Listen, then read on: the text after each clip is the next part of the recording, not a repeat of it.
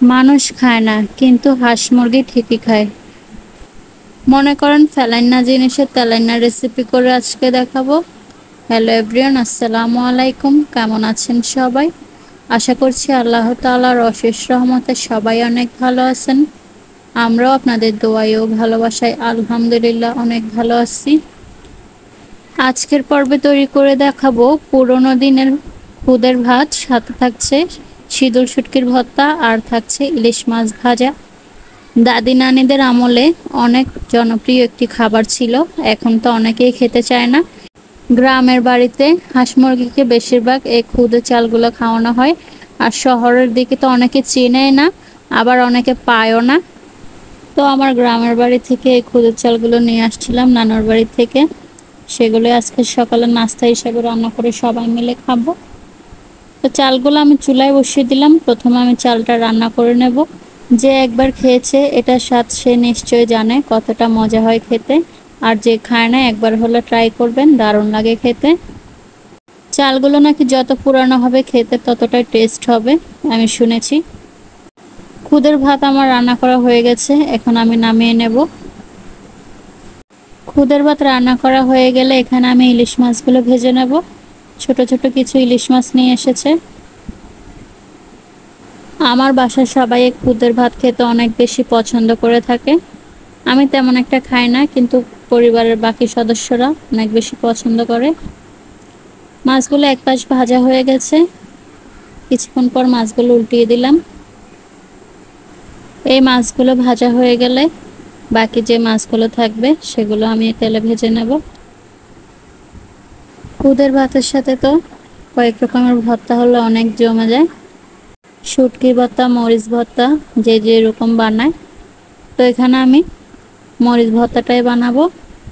Shortcut রান্না করতেছি, শুটকি ছিল না বাসায়, মরিচ ভর্তাটাই করে দেব। সবাই সকালের নাস্তা করার জন্য বসে আছে। এখানে ভর্তা বানানোর জন্য এখানে আমি পেঁয়াজ কুচি দিয়ে দিলাম। পেঁয়াজ কুচিগুলো একটু নেড়ে ছেড়ে দিয়ে লাল করে ভেজে নেব।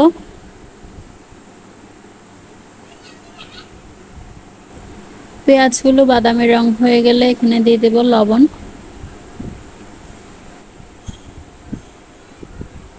লবণ দিয়ে খুব ভালো করে নেড়ে ছেড়ে দেব।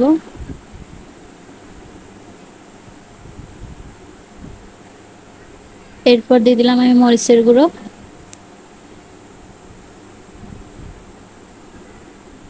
এখানে আমি গুঁড়া মরিচ ব্যবহার করেছি।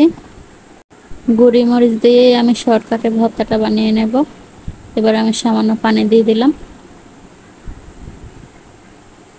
পানি দিয়ে খুব ভালো করে নেড়ে ছেড়ে দিলাম।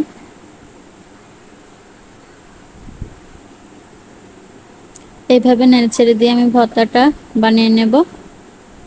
ভর্তাটা আমার বানানো হয়ে গেছে, এখন আমি নামিয়ে নেব।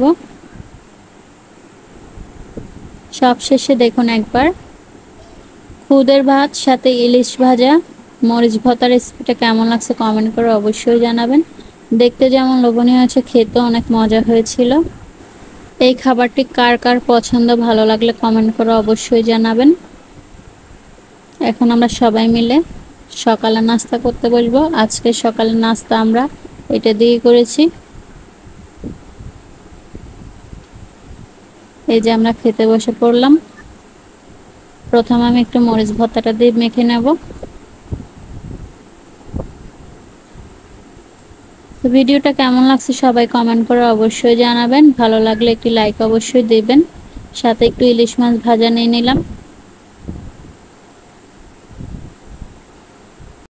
ভর্তা মাখানো দেখে কারো জিভে জল আসলে আমি কিন্তু দায়ী না। খেতে চাইলে অবশ্যই চলে আসুন আমার বাসায়। তো আজকের ভিডিওটা এই পর্যন্ত। সবাই ভালো থাকবেন, সুস্থ থাকবেন, আর আমাদের জন্য বেশি বেশি মন থেকে দোয়া করে দেবেন। আল্লাহ হাফেজ সবাইকে।